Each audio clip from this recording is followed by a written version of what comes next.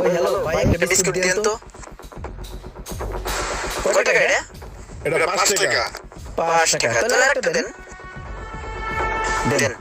তাহলে এ হলো 5 টাকা, এ হলো 5 টাকা। কয় টাকা হলো? তোমার একটা 5 টাকা আর একটা 5 টাকা।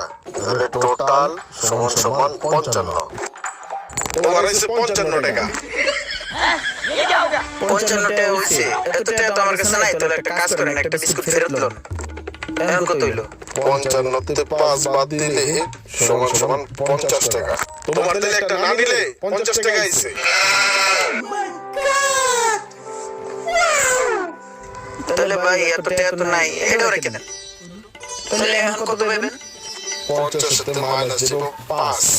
5 টাকা মাইনাস দিলে সমান সমান 45। তোমার হইছে 45 টাকা। 45 টাকা দাও।